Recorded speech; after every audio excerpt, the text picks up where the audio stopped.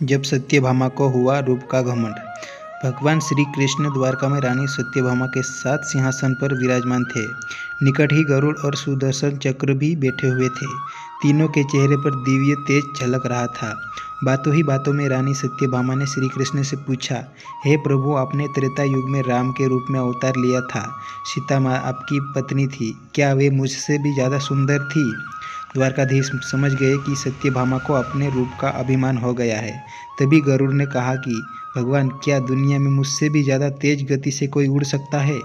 उधर सुदर्शन चक्र से भी रहा नहीं गया और वे भी कह उठे कि भगवान, मैंने बड़े बड़े युद्धों में आपको विजयश्री दिलवाई है, क्या संसार में मुझसे भी शक्तिशाली कोई है?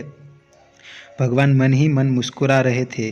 वे जान रहे थे कि इनके इन तीनों भक्तों का अहंकार हो गया है और उनका अहंकार नष्ट करने का समय आ गया है। ऐसा सोचकर उन्होंने गरुड़ से कहा कि हे गरुड़, तुम हनुमान के पास जाओ और कहना कि भगवान राम माता सीता के साथ उनकी प्रतीक्षा कर रहे हैं।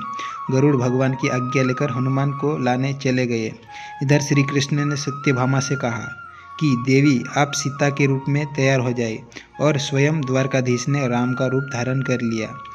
मधुसूदन ने सुदर्शन चक्र को आज्ञा देते हुए कहा कि तुम महल के प्रवेश द्वार पर पहरा दो और ध्यान रहे कि मेरी आज्ञा के बिना महल में कोई प्रवेश न करे। भगवान की आज्ञा पाकर चक्र महल को प्रवेश द्वार पर तैनात हो गए।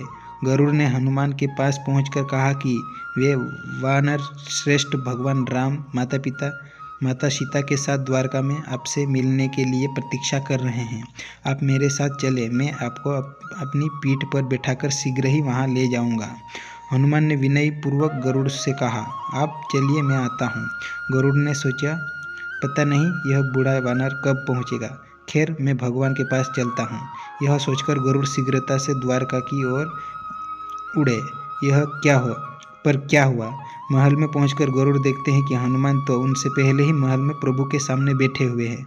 गरुड़ का सिर लज्जा से झुक गया। तभी श्री राम ने हनुमान से कहा कि पवन पुत्र, तुम बिना आज्ञा के महल में कैसे प्रवेश कर रह गए? क्या तुम्हें किसी ने प्रवेश द्वार पर रोका नहीं? हनुमान ने हाथ जोड़ते हुए सिर झुकाकर अपने मुंह से सुदर्शन चक्र को निकालकर प्रभु के सामने रख दिया। हनुमान ने कहा कि प्रभु, आपसे मिलने से मुझे इस चक्र ने रोका था, इसलिए इसे मुंह में रख मैं आपसे मिलने आ गया। मुझे क्षमा करें। भगवान मन ही मन मुस्कुराने लगे। हनुमान ने हाथ जोड़ते हुए श्री राम से प्रश्न किया, हे प्रभु, आज आपने माता सीता के स्थान पर किस दासी को इतना सम्मान दे दिया कि वह आपके साथ सिंहासन पर विराजमान है? अब रानी सत्यभामा का अहंकार भंग होने की बारी थी। उन्होंने सुंदरता का अहंकार था जो पल भर में चूर हो गया। रानी सत्यभामा, सुदर्शन चक्र व गरुड़ जी तीनों का गर्व चूर चूर हो गया। वे भगवान की लीला समझ रहे थे।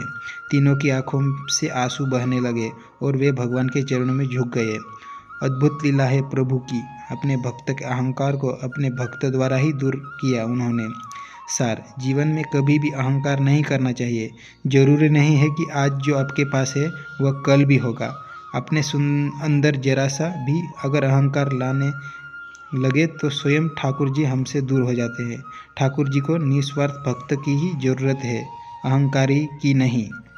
तो आप लोगों को ये कहानी कैसी लगी कमेंट करके ज़रूर बताइए, और अच्छी लगी तो वीडियो को लाइक और चैनल को सब्सक्राइब जरूर कर लो। तो मिलते हैं नेक्स्ट वीडियो में। तब तक के लिए जय हिंद, जय भारत।